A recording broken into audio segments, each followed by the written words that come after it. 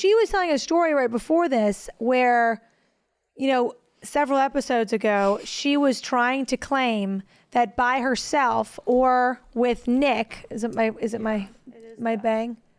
With Nick, her boyfriend, sometimes when she's singing in the car, she'll hit a good few run of notes, and that Nick verifies this claim that she made. And I looked her dead in the face and I said, no, that's just because he loves you. And she was like, no, he would never lie to me. And so she was just sitting here fiddling with her little notes. And she goes, guys, remember all those weeks ago when I said that Nick wouldn't lie to me, and he knows that when I'm alone, I'll have this good few run of notes. And she goes, well, it happened in the car the other day, and I asked him if it was because he loved me or because I could actually sing, and he said, both. And I said, which means what, Madeline? And she said, he lied to me. So I've heard you sing a couple tunes. Can't say that it was perfectly in tone, but you know your stuff. Like you are really. I can hear a good note, and I can tell when you bitches are being pitchy. I just can't tell you how to fix it. You're a good consumer. I've always said that about you. Yeah. You know what's good. You know the good music. You know what's on trend. You know what sounds good. Oh you just can't. I can't sing. Produce yourself. But you know what? When you do I can't do it, bitch. Take that back right now. Take it back. What I'll Take say, it back. What I'll Take say, it back. Would you like me to say what I'll say? No, not anymore.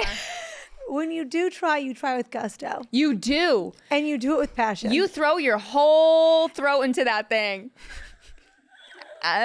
Take that back too. Actually, just cut all the beginning. So today, guys, I have done an opener before. These bitches act like I've never done anything on the podcast because I don't like opening it.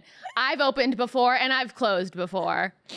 Anywho, today we're going to be covering a lot of different things, a lot of fun stuff. We're going to be talking about main character energy, timelines, rebranding, reinventing yourself. Are we doing it too much, too often? Where's it coming from? A lot of fun things. Or is it rebranding? Yeah. Or is it avoidance? Yeah. Are we running away from our problems, or are we just trying to reinvent ourselves? Yes, I'm running away from a lot of different things. Here we go. And a lot of opinions. Welcome back to the And Also podcast with your hosts, me, Summery Dean, Sheyda Fasari, and Madeline Guiney. So grab a drink and get cozy. You have now entered the group chat. All right, where do we want to start? Welcome to episode 18. 18. Here we are. Let's get into it. Let's get into it. Let's get into it. Who had the main character energy outline? You. I feel like she wasn't picking up because I had to rewrite it a few times because I don't think she was getting what we were what your outline actually noted. Yeah. Gia. She has a millennial AI named Gia. I have the stoic sexy Alfred. I have the benevolent Lumi. Yes. Genderless. Ambiguous. Faceless, ambiguous. I need to ask Gia what she looks like. Almost sentient. Lumi. My Lumi is in the ether. Wait, you guys want to hear something crazy? I made a TikTok about how I've been using ChatGPT for therapy, like in addition to my in-person therapy. And NBC News contacted me, a producer from NBC News, and was like, we'd love to do a freaking segment on this. I saw the segment that ended up airing, and the main part of it was the guy being in love with his own AI. Did you not see that I posted that on our And Also story? Probably if they were interviewing. Okay. Props. So literally, I like as a joke, I reposted this on our And Also account, and I was like, me at Alfred, because Alfred's the name of my chat. And it was this interview this guy was having with this couple, this married couple, married with children, own a home, all the things. And the man is like in love with, or has like a deep quote unquote connection with his ChatGPT. Like to the point that, you know, in the clip is him being like, my relationship has made, you know, me a better, smarter, more interesting, more everything. Like I am only better because of this relationship that I've cultivated. And the interviewer was like, would you be, you know, willing to give up your relationship with your chat GPT if your wife decided one day like it hindered your relationship, like it was too much? And he was like, no, I don't think so. And it just like panned to her, and she's standing right next to him, and she was just staring, and the guy was like, how does that make you feel? She was like, well, I mean, I guess that's really disheartening. Like, he's the father of my child, and I would like to think that, if I told him that he needed to give this thing up, he would, and like that would definitely be a deal breaker for me if I told him he had to give it up and he didn't. Like, what are we talking about? Okay, well, where are you guys at with your relationships with your ChatGPT? Like, where are you at? I mean, We're besties. yeah. Okay, Alfred so and I are bestie besties. relationship. What about yours? We're besties. Like, how would you describe the Guys, we relationship? joke about it being. I only talk to him about the and also stuff, and I will ask him facts about things. Sometimes I'll send him a picture of what's in my fridge, and he'll help me like figure out what I'm gonna make for dinner. I feel like I've seen a few frisky messages between you and Alfred. Well, that was when we were all group chatting him together. And you were discovering each other. Okay, you guys are making it really sick. Anywho, but I feel like I can't even make that joke when it's coming off of that couple because You're right. because that's like Yeah, it's like too far. it's so different. It's so different. Hers is like, harmless. Yeah. we were being funny, silly, goofy. The three of us were FaceTiming and we were asking Alfred what he looked like. This man's dead seriously, I think, has Like, in love. has like a borderline sexual relationship with his ChatGPT. Well, I'm about to be interviewed for national news, so catch me on NBC News, baby. You and Lumi. Me and Lumi, baby. We like this.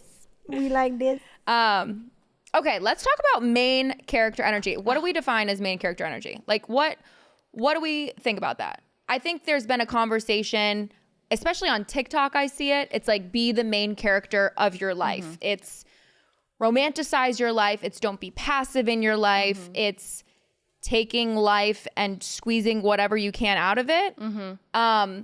But I guess the question is like, does that ever get to be too much? Does it ever get to be too self-centered? Does it ever, you know what I'm saying? Like what?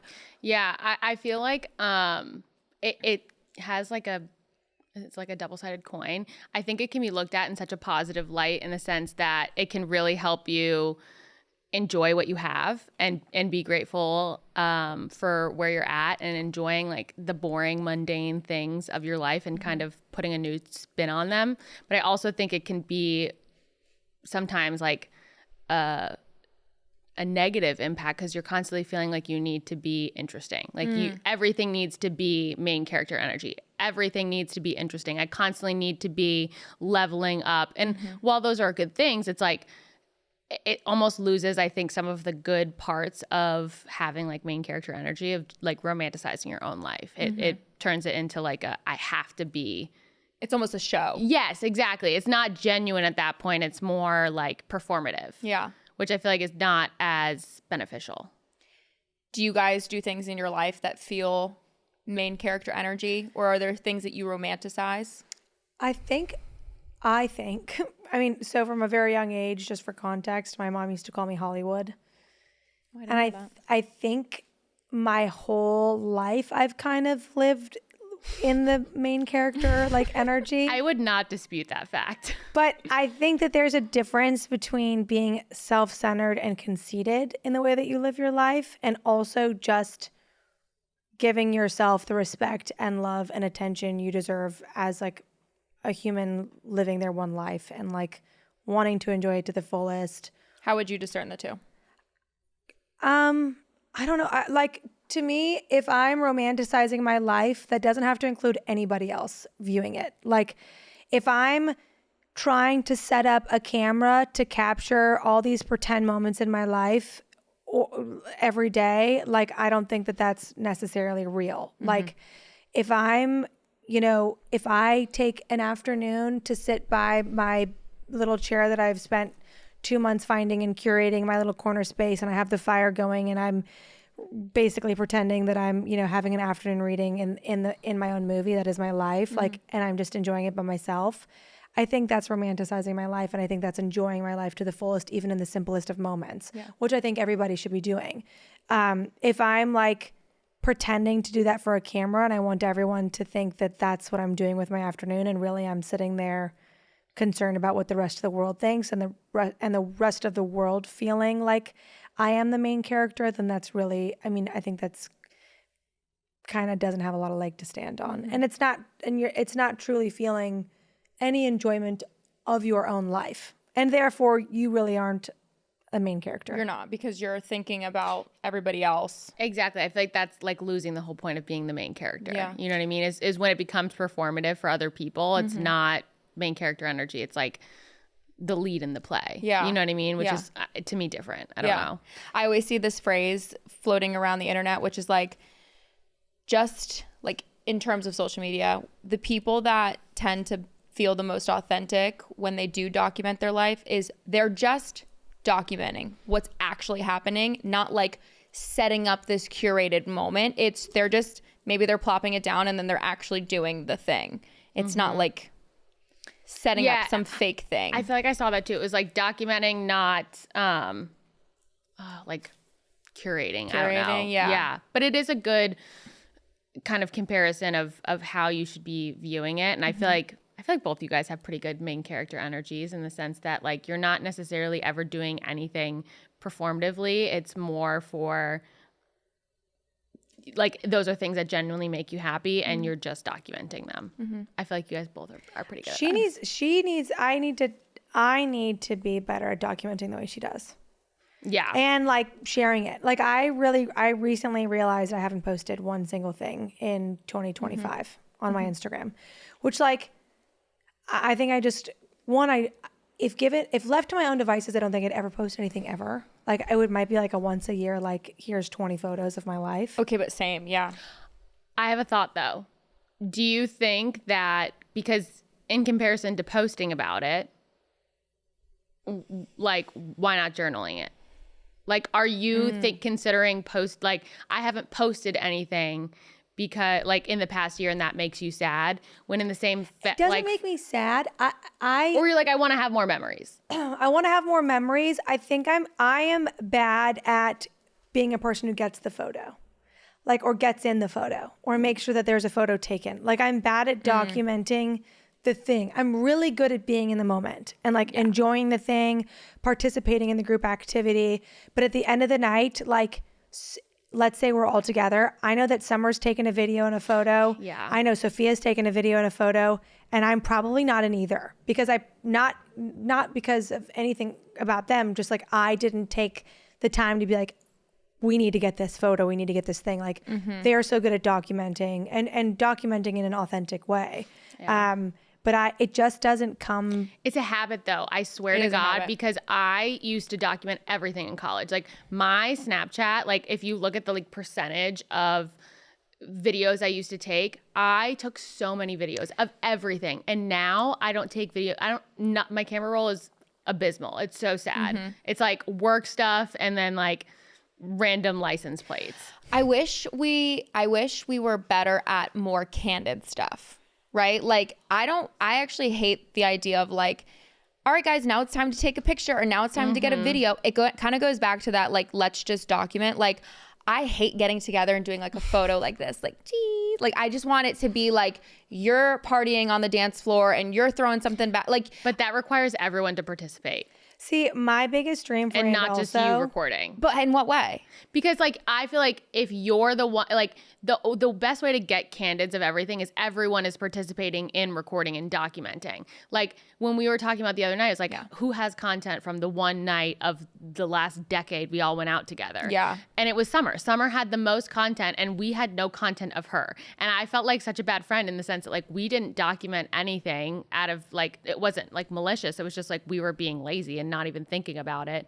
And the best way I think to collectively document what you're talking about in the most organic way is to get everyone's point of view. You know what I mean? So that way we have a full 360 view of what's happening. Yeah.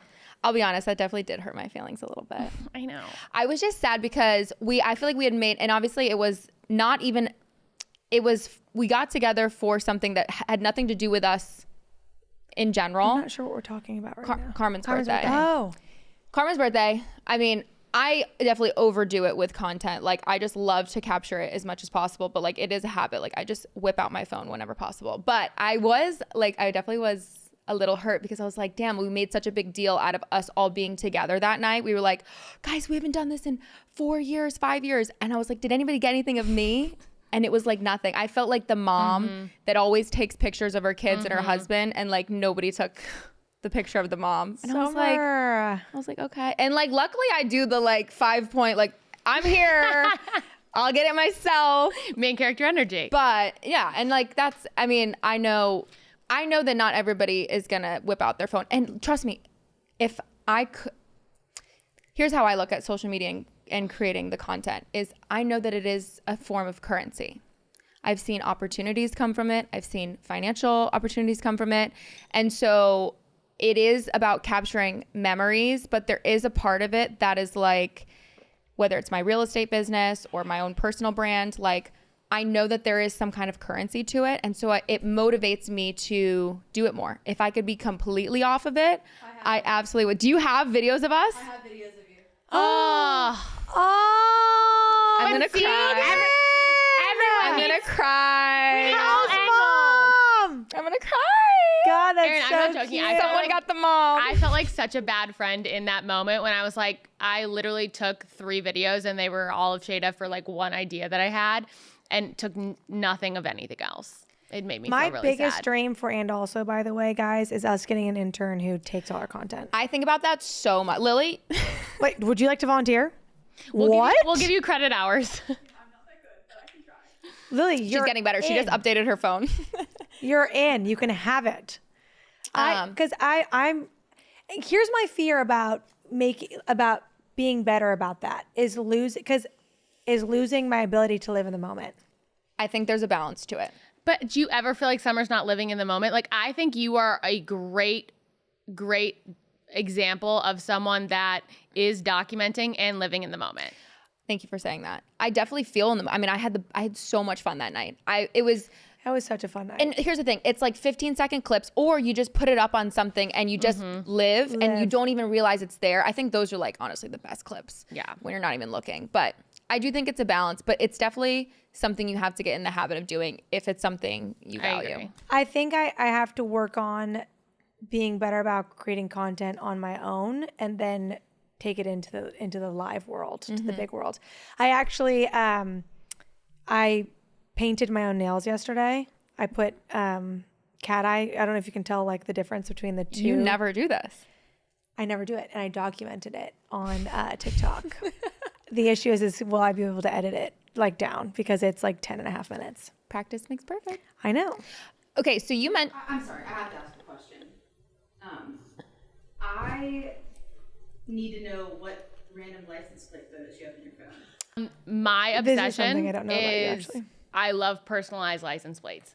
That is my, like, I get high off a drug. I will crash my fucking car to get a good personalized license plate. The only fights I have with my boyfriend is when he's not following the car close enough so that I can get the photo of the license plate. I have a whole album, personalized license plates, PP. what's the best ones What? you found?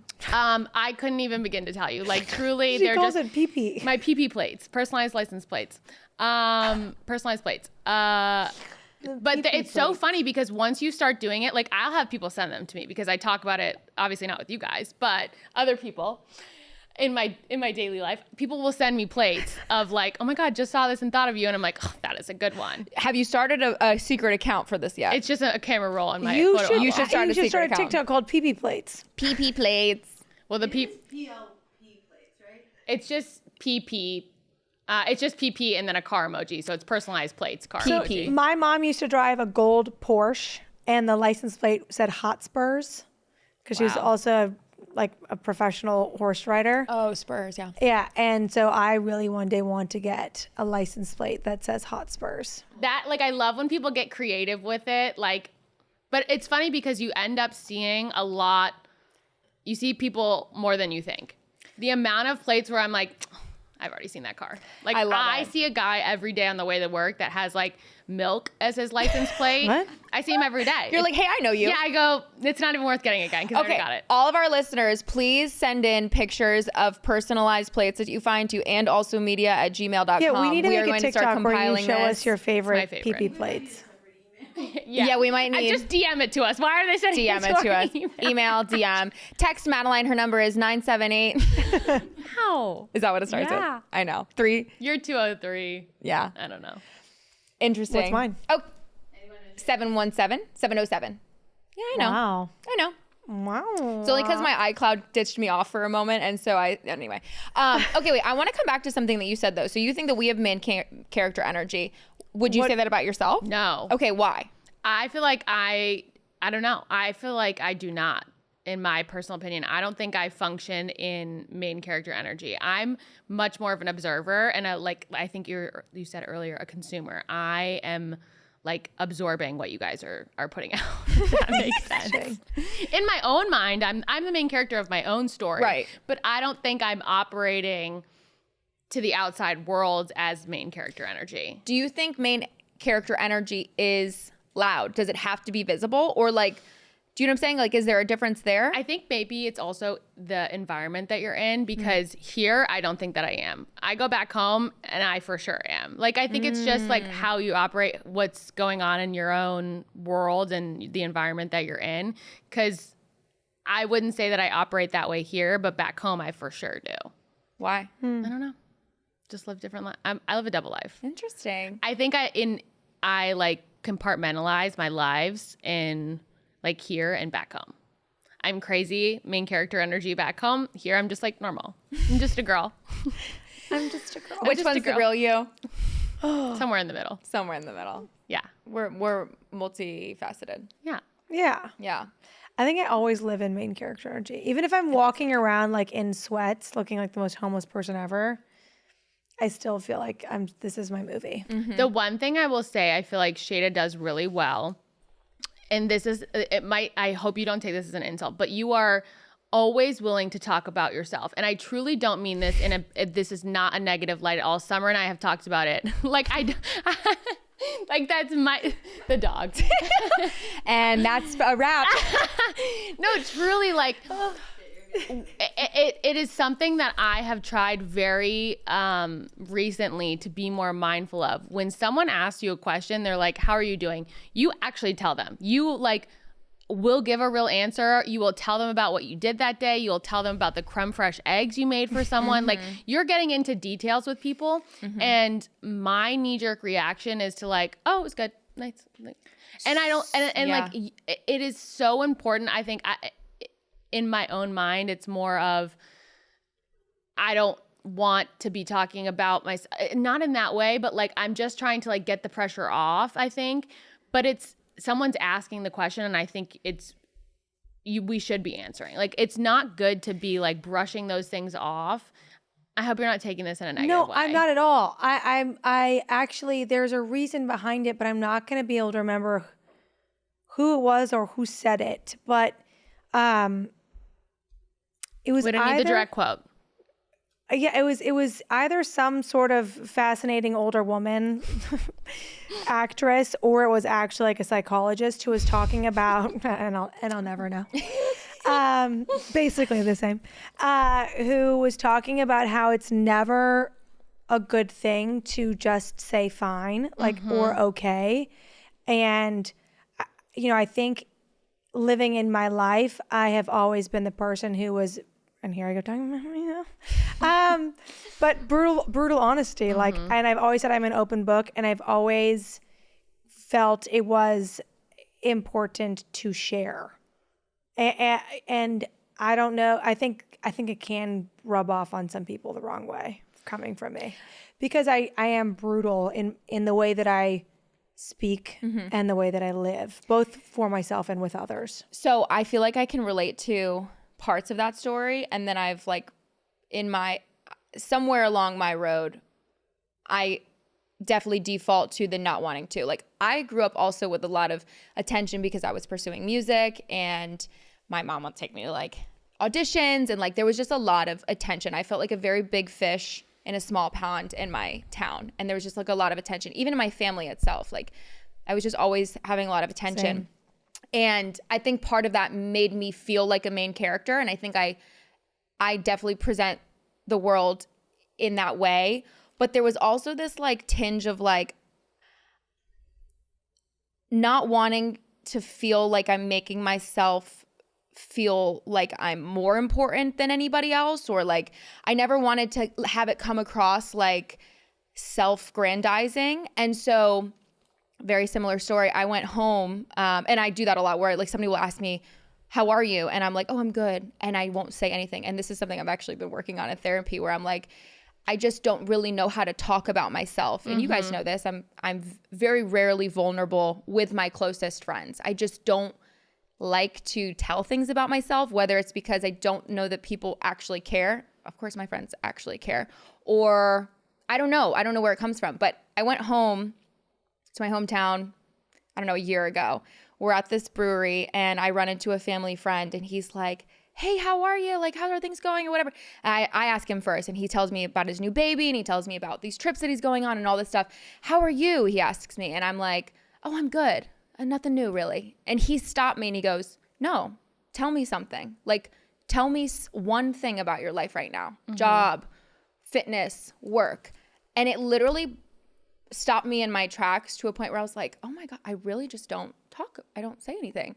And that's something I've really tried to work on, because I do think when you share things with yourself, it allows people to know you and feel close to you. And I love knowing about other people. I love asking people questions. Like, it's one of my favorite things. Like, I love to know the ins and outs of people, but I don't let people know the ins and outs of me. And that's like something I like really need to work on. So if you ask me a question, I'm going to try to answer more thoughtfully. There's something written on this page, and the question just says, when did we stop wanting to be perceived? And I think that I have the opposite problem, but I think maybe you have that problem. And I don't mean, I mean, like, you giggled, but I mean, I think I, maybe because of the way I felt like my biological father never cared. I always want to be understood. Like, I always want people around me who care and who understand me and who know me and who love me and who want to be there for me just because I'm me. So, and I just think that's kind of tumbled over into my adulthood. So I think that's why I maybe just always share. You want to be perceived? I want to be perceived. I want to be understood. Sheyda, do you think that's because you didn't feel seen at all and you wanted to be seen, or because when you were seen the wrong way and you want to be seen the right way? That is A great question. Well, the answer is yes to both.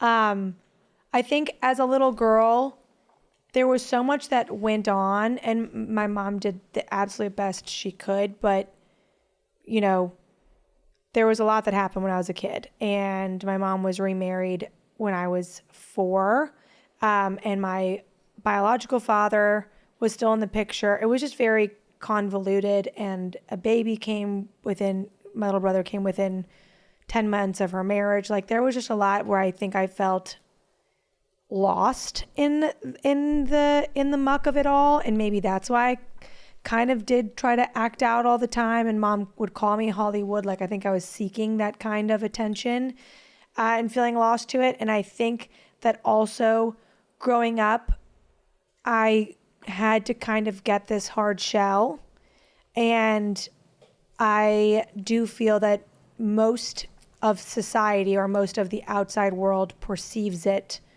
or perceives me inaccurately, if that makes sense. Yeah, I was going to say the way I perceive Sheyda, knowing her for a very long time, is I feel like it would be a combination of both. I think it is a portion of you do have this like larger than life personality, and you are so authentically yourself that's obviously going to, the more you put yourself out there, the more people have the option to like consume you in a sense, and also misunderstand you. Exactly. There's more opportunities to be misunderstood. And so I think it's a constant battle of like you wanting to be seen and put yourself out there and have the like option or the opportunity to be perceived and have that. But it's also that battle of you still wanting to like be seen for who you are and not how people like consume you in a sense. And I think that is hard because I love you, but your personality can be a little jarring for people. And I mean that in a loving way. Yeah. Breaking news here. Sheyda's a little jarring, but like, I think that is a blessing and a curse because you're so authentically yourself, but that comes with people misunderstanding you. And at the end of the day, like you're much better at accepting that than a lot of other people are. And like for me personally, I feel like I've gotten to a point where I'm like, I would rather be like easily digestible than be misunderstood. And that's groundbreaking for me. But I think that it really is where it comes from, is even Madeline, where I don't like that at all. I don't like it either. I'm not joking. Wait, explain that more. Keep going into that. Like I would rather be like agreeable in all senses than present like my more authentic self and be disagreeable. What do you think is your more authentic self?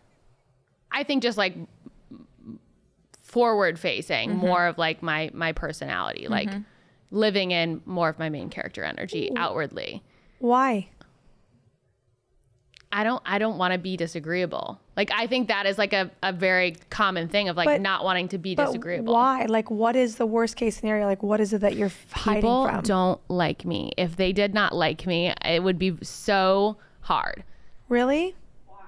Guys, this is not a therapy session. This is a podcast episode. I feel like this is really good. I think it's really need to quit relatable. asking me why. No, this is good. It's really relatable too. Like, do you think that there's a moment that you look to or a relationship that you kind of can point at or a moment that you can think of that maybe you felt rejection or something that's made you feel this way, like overarchingly, that you would rather be an agreeable person than risk being unliked by some?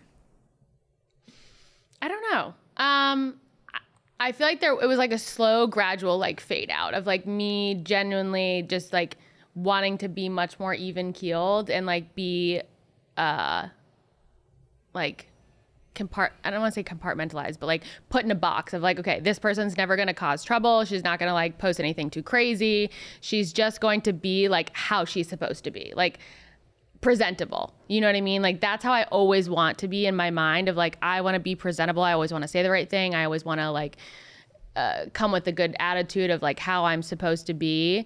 And that in itself like forces you to be less authentic because that's not Presentable to who? Yeah. to the world, like to everybody. Like when you, okay. Which at the end of the day, it's impossible because there's always going to be someone that disagrees with you. Like even the video we put out with John, I was so consumed with all of the negative comments of like people thinking that we were mean girls. And that was so hard for me. I was like really torn up with the fact that maybe we were too mean. Maybe we were like misinterpreted. I don't know. But like, I hated that. I hated it. And it's really hard. And I think maybe you guys have more experience being disliked. I'm just kidding. Well, but I think the more you put yourself out there, the more like experience you have with getting negative feedback. And like, I'm really bad with it. I try and like swallow it with a pill, but like, it is not something I enjoy. And so that was like so hard to have like real people being like, you guys are mean. You guys are mean girls and you're bullies. And I'm like, that is not the point of this episode. Yeah. I want you to know that like if you go too far, we can take anything out. Oh my gosh, no, I'm fine. I know, but like I do, but like there's like some. This is like really good. The depth of like a great show, which is like you're the funniest people in the world, and also it's going this deep. So like if you will entertain this and you hate the way that it comes out, we will take it all out. Like I just hate that it's like so pointed at me right now. well, but it's not in a bad way. I absolutely not. Like I just feel like it's not conversational in the sense that like you guys are engaging too. And that's the only point about. But this is how it goes. It goes down rabbit holes, and like this is something that's relatable. And also this is your friends wormhole. are talking to you because they care. This is actually real shit. You guys care. Sheyda, if this was on Yes. Sheyda, she would take this for 20 minutes. I would literally. You fucking bitch. But you would. You would. Yeah, I would. I And want we'd to get figure out deep. something at the end of it. Yeah. Do you find that you've been happier being this compartmentalized version of yourself? No, absolutely not. Like when I go home, that's why like I love going home and feeling like a rock star. Like I'm in my own world. I'm so comfortable. Like I don't know what it is about being back home, but it is like a switch is flipped in my brain of like, I'm a new person here. Can I ask you something? When you go home, the people that you interact with, are they main character energy or are they more even keeled calm? Like, do you think it's something about the people that you interact with here? Yeah, you guys are two main characters. No, I mean, I even think that in my own self. I don't think that's true, because I think now that I'm really thinking about you as a person, like you were probably 10 times as extroverted in college as you are now.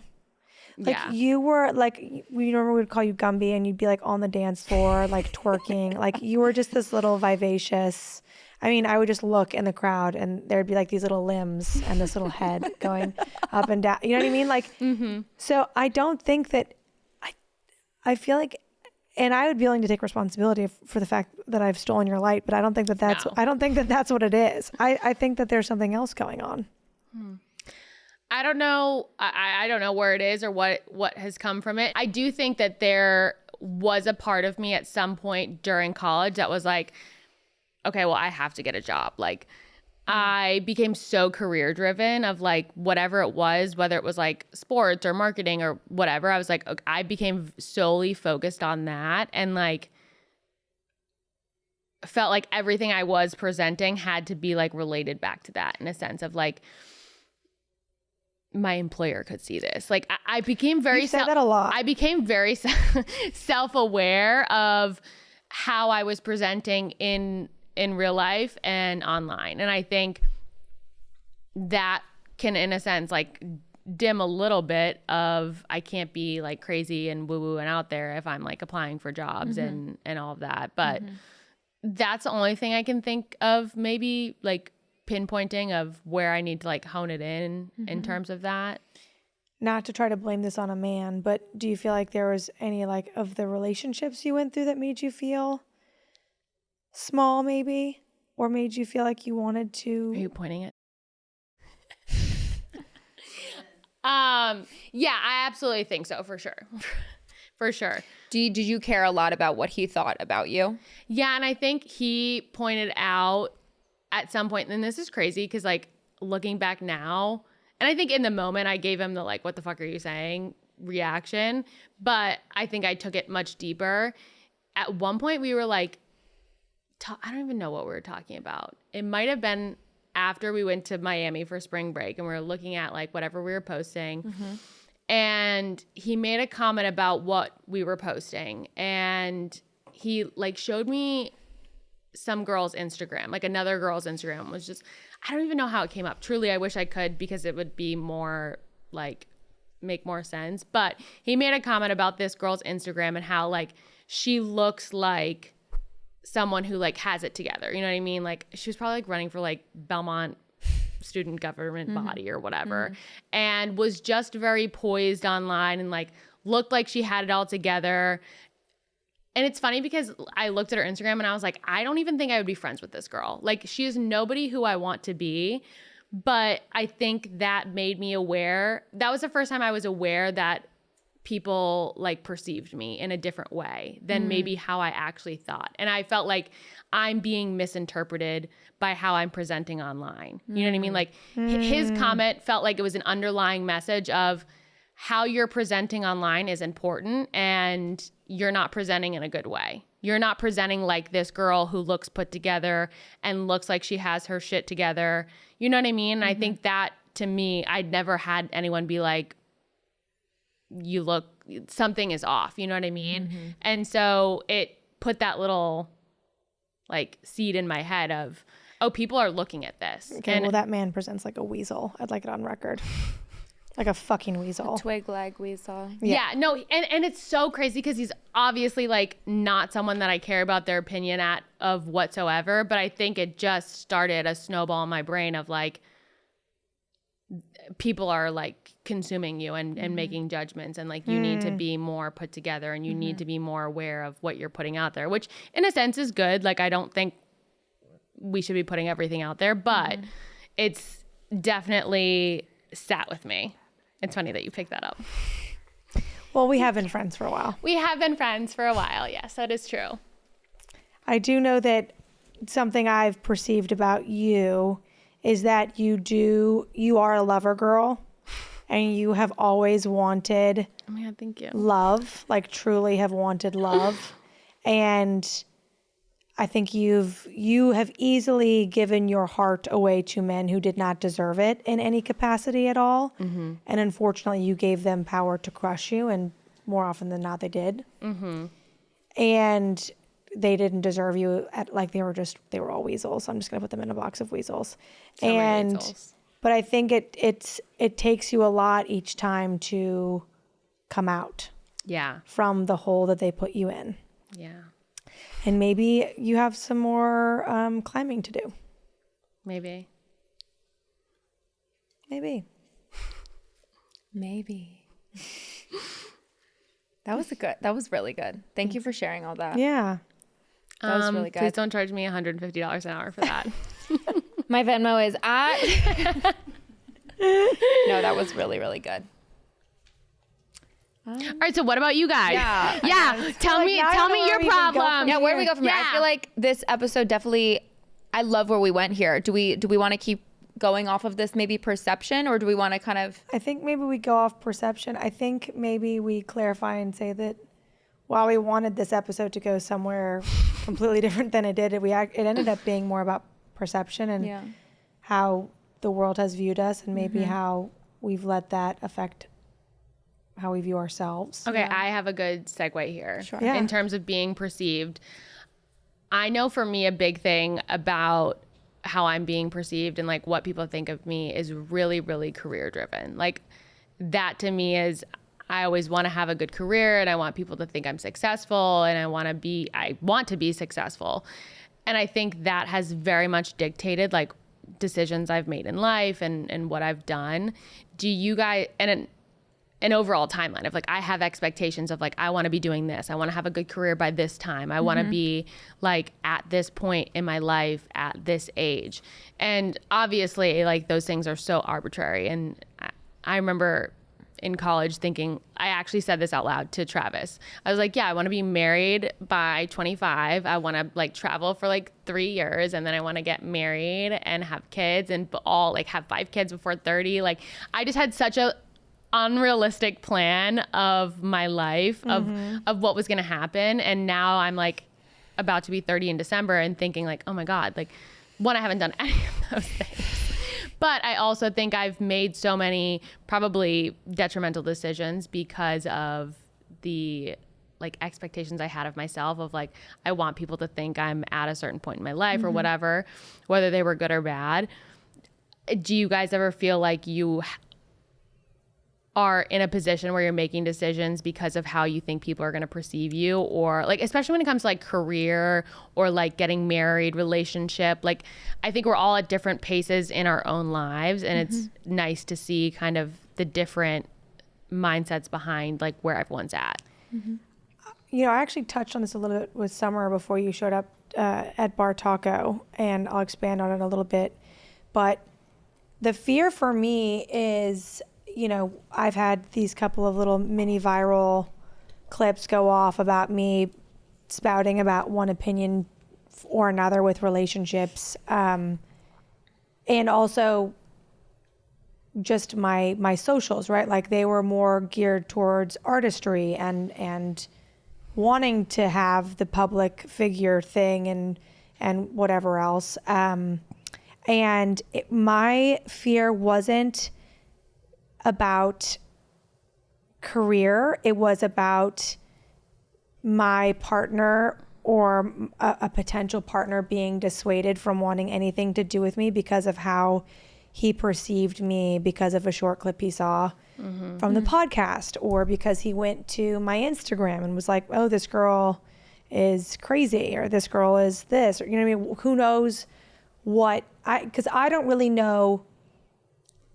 And maybe this is because I'm too deep in the woods with just kind of almost ardently and aggressively being myself, to the point that like I feel I know who I am and how I want to be perceived, but I don't necessarily understand how the world is perceiving me. You know what I mean? Yeah. And so I consistently will have these little moments where I'm like, the whole world could be getting the wrong picture, and that could cause me to lose out on the opportunity for love or for having a family or, you know. And is that your biggest fear? Is that is my biggest fear. Is that who you are most afraid to be perceived by, like a partner? Yeah. Yeah. I think that in my life, in my relationships, there has always been an imbalance, and the man has always ended up being insecure in some way. And it wasn't because I didn't think he was wonderful. It wasn't because I didn't treat him like he was wonderful. You know, there was just my life, I think, can be very big and it can be very quiet, but I think that my life is maybe more exciting than the average Joe's. And I don't know how to finish But I feel this. like I don't know where you don't, and this is like, again, more the outside coming in. You're never going to end up with a person that's going to be intimidated by those things. And I know that it's so much easier said than done because like our social presence, and I'm so guilty of it. Like I just said, like I'm so nervous about how people perceive me online. And so I can relate to the like fear that you're having, but it is in a more pulled out version of the person that you're meant to be with is going to like see those videos and chuckle and be like, oh my God, Sheyda's so funny. Like this is like so silly. So. Mm-hmm. I would hope so. But I know, and it's hard because you're so scared of the like thought of it scaring people off. But I feel like it should be like more, and again, so much easier said than done, more excitement of like, I don't want to be with those people anyways. The thing I always tell myself, and to talk myself off the ledge, is my life will never be smaller than it is today. Oh, that's a great line. Do you know what I mean? Yeah. And I don't want a man who I have to convince to love me now with what it looks like now. And if I have to work to make you feel comfortable in any capacity as it is in this moment, you probably won't last 10 years from now.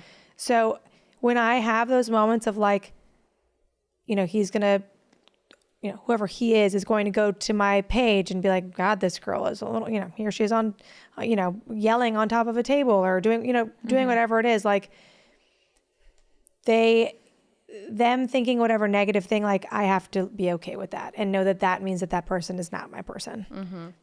Because I probably will be 50 and have a few too many glasses of wine and be on a table somewhere. Yeah, like, and say some shit out of your ass. That's going to piss people off. Of my ass. And I need a guy who legitimately doesn't care. Yeah. And like that, I have to think about like my dad. My dad was the most quiet man who came from the most quiet home.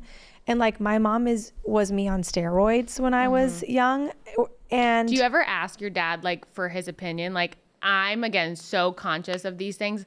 I would show my dad if roles were reversed, I would take your Instagram to Chris and be like, what is the type of person you're getting from this? If you didn't know me, what would you think about this person? I've never asked him that. I'm going to ask him that when I'm home. Because it's like you look at the people that you actually care about their opinions. Obviously they know you, so it's hard for them to like pull themselves out.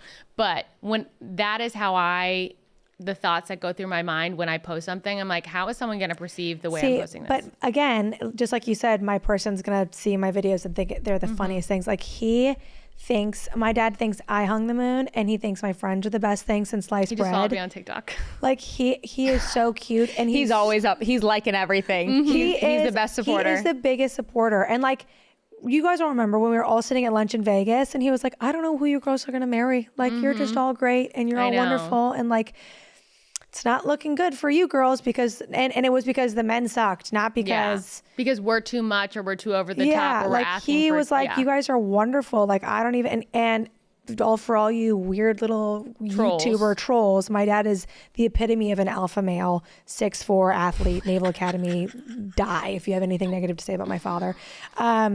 Like the epitome of a good man. Yeah, like Chris is the blueprint. He is the blueprint, and his friends are all the blueprint. So it's just good man after good man after good man. So looking at that, I'm like, oh, if he can look at my mom, who was being crazy back in the day, with a baby coming out of a marriage, and be like, yep, that one. I'm like, I know that I'm gonna find a guy who says that one, but it gets a little hanky when you're, gonna Yeah. be 33, and you're like, where? But wouldn't you Where rather is wait he? for the right one? Yes, I again, this is another thing I always say to myself is I would rather be alone than lonely with somebody else. Yeah. I don't want to wake up next to somebody who I feel like doesn't know me or doesn't love me or knows me and doesn't like me. Ugh. Do you know what I mean? Yeah. So it's, I think maybe you and I have the exact opposite problem where you hide yourself on socials, and I am so aggressively like maybe a more extreme version of myself than I even live in every day. Yeah. I feel like your public version, and I have said this, and Summer and I've talked to this before, your public facing version of yourself when you're not like in your living room sitting on your couch watching a TV show is so like max, like your personality to the max. Like you are like a caricature of yourself sometimes that it's like over the top, and it's amazing. And we always say like Sheyda's so good for content because like she literally like turns her personality up to 3,000. So, but I can see how you're like, what is put out there is like the most extreme version. It is an exaggeration of me. Yeah. She So does have a low setting, guys. She's great. More often than not, it's the low setting, to be clear. 9 to 5, Monday through Wednesday. It's a low setting. Monday through Wednesday. Yeah. Well, I feel like we've dived into like me and Sheyda, Summer. I know this is Summer. like your issue sharing here. Yeah. Can we peel back some summer layers? Yeah. Thank you for asking. Appreciate that. I actually feel like I fall in a third category, which is I don't necessarily know what my most authentic self is. And it's something that I've been working on in therapy, which is like, I don't know that you guys know that I've gone through so many different phases of myself. And maybe even kind of pivoting off of our original thing is like, am I rebranding or am I avoiding becoming who I am supposed to be? And something that I've tried really hard to work on this year is like defining what I value and what my core life principles are. Because, okay, I'll never forget this. In high school, there was this girl, she didn't like me. And she said to me one time that she was like, you're just so fake. You're so inauthentic. You sound like you're talking from like a movie script at all times. What's Like- her name? I'll beat her up. Yeah, what? I will literally go egg this girl's house worry, guys. right now. We threw hands at a concert one time. I won. No, I'm kidding. We didn't. We were like, no, but I don't know. I almost wish I had this like, no, I wish I knew myself more, because I almost think it would guide me through life a little bit more directly. And I think I've just taken so many paths, and the rebranding thing, I think for a long time, I hated that about myself. Like the fact that I could date a guy and I was suddenly a new person, or I had a new hobby or a new thing or a new hairstyle, or I talked a new way, or I liked a new thing. And like for a long time, I was like, I'm not even anything. If I'm everything, how can I be anything? I think now I've come to appreciate that more as like, I am still learning myself and defining my core values, like the principles that guide my life. I've really tried to work on this year. So anyway, showing up and being perceived, I feel like I've been perceived in so many different ways. I've been perceived highly on the internet. I've been perceived very poorly on the internet. I've been perceived poorly by peers. I've been perceived poorly in college. People have said probably very similar things to things that they've said about you. What are they saying about us? I've gotten too much and I've gotten too little, and I feel like everything in between. And it's like this, like, I just don't want to be dictated by the perceptions of others. But I think that comes with like knowing myself. And I don't know that, again, this goes back to like that vulnerability thing. It's like, I don't know that I know how to like know myself. And that's why this year has been really telling, obviously, in a lot of ways that we won't get super into, but like not yet at least. But knowing like what I want from my life and like what I'm willing to accept and what I'm willing, like the boundaries that I'm willing to set for myself and the things that I want and the things that I don't want, and like really sitting with myself and figuring out like, what do I want? Because I really don't think I care what people think of me. I just want to know what I think of me. Mm-hmm. You know, like I want to know who to show up as. Like, you know, sometimes I'm like really silly, goofy, and like that's the only thing I care about. And sometimes I like want to be known as like this deep thinker, and like I know that I'm all those things, but I don't know. I posed this question on my social media the other day, which was like, the compliment that you like hearing the most about yourself says a lot about what you value in your life. And sometimes that changes. Like you talked about the professional stuff, which is like, you know, you really wanted to be perceived as this like hardworking professional person. And I think 4 years ago, when I was just starting my real estate career, like that was like the only thing I cared about, to a detriment, as you can attest to. Like all I wanted people to think about me was that I was this competent, hardworking, driven person. And like that compliment meant so much to me. But like now I kind of know that I am that. And so it doesn't hit that hard.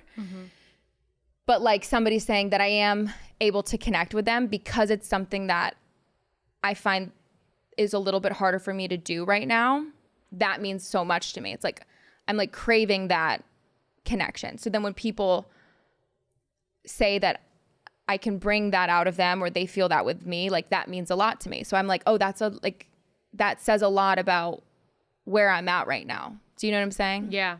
So anyway, defining like who I am and like knowing how to show up as myself without putting on something. And also I think social media like has this way of like making you feel like you need to put on something. And I've been doing it now for so long that I'm like, fuck, what is my voice? Who am I? What do I like? What style do I like? Is it fast-paced? Is it corny? Is it like whatever it is, you know? And I think you get lost in the sauce a little bit. So it's interesting because I feel like your like hyperfixation a little bit is figuring out like who you are and like what your like authentic self is.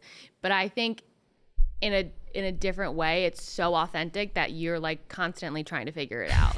Like truly, like that is so relatable and like so true to you of you're never afraid to try something new. Like, and it's just really looking at what you probably don't like about yourself in a positive light, but like truly you are never afraid to try something new. You're always willing to put yourself out there. You're willing to go get lipo for $700 on a tape. Like those are things that so many people would never do and like probably wish that they would be willing to try. Maybe not the lipo part, but like putting yourself out there, rebranding yourself is such a compliment in a sense that you're constantly evolving. And I think looking at it in more of a positive light would maybe be less like harmful to how you're viewing it internally of like you want to be more authentic. But I think the fact that you are always figuring out is maybe more authentic than you think. And it's like, that's really beautiful.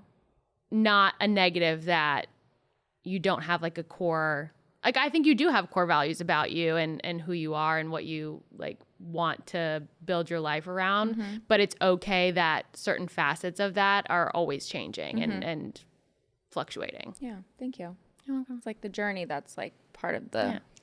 It's not about the view, it's about the climb. It's a climb. Fuck. Just for the record, I think you do have an identity. It's definitely not. I'm Miley and this is the climb. Fuck. For the record, my descriptive words for you are curious, questioning, thoughtful, fun, funny, beautiful. Do me. I'm gonna cry. Do me. I can't at this time. Oh, Alfred hasn't given you those yet? Bitch, he wasn't here. Don't you come for me. I thought of those 6 on my own. Guys, this episode took such a turn. I know. We didn't even use the cards. We didn't even use the cards. Guys, we started out saying that this was going to be an entire thing on reinvention, avoidance, everything in between. And this was this is welcome to episode 17 where we talk about perception. 18 and 18. Welcome to episode 18. The goal is to put the cards out, always. Yep. Yeah. They're just a prop. They're just a prop. Say something. That is, like, that was everything, by the way. I just feel like I saw, like, I'm gonna cry. Like, I saw, like, the funniest version of you guys. I've already seen that. Oh. God damn it, I'm going to cry. I saw, like, what this show could be like on every level. And I'm, like, so proud of y'all. And, like, that was so good. Seriously. Oh. And you all know that I'm, like, kind of a hard ass, so I not really all the time, but, like, I cry a little bit. She's As working you're on it, snuggling. therapy. Oh, Erin. No, it's like that's what it is. It's like it's all the things because you can meet people like wherever they are. Like if they're gonna feel sad one day or funny one day or I don't know. I'm just like really proud of y'all. I just saw like the whole scope of what this can be and what I always knew it could be, and this is like that was so good. Thank you. You guys. Always thank stew you. in your hand. Thank you. Thank you for I feel like he creating. was like an emotional support for you. No! Yeah, there you go. Dugan, thank you for creating a safe space for us to be able to have these conversations. We couldn't was do so this without good. you. Like that was really good. It's fucking awesome. Oh Oh my God! Let's go! Oh, Sean, you guys. I'll be billing you for my therapy hour. Okay, guys, that was amazing. Thank you guys so much for sharing what we've shared. Do we have any rounding out thoughts that we want to just throw out there? I know we started with main character energy. We're all the main characters, you guys. And like, We're all the main characters. I think we need to lean into it more. I do, because each one of our main characters brings something so beautiful and so wonderful and authentic to the world, and we don't need carbon copies of whatever is out there. We only just need to be ourselves, and the people that love us will love us clearly, as our three friendship dynamic shows. We're very, very different, but we bring so much to this friendship, and thank you guys for sharing what you've shared today. And your tear mark is really pretty. The theatric of it all. The theatric. Should we all just cry on demand? Everybody cry and look at their camera. What? Guys, I think I'm too hungry to cry.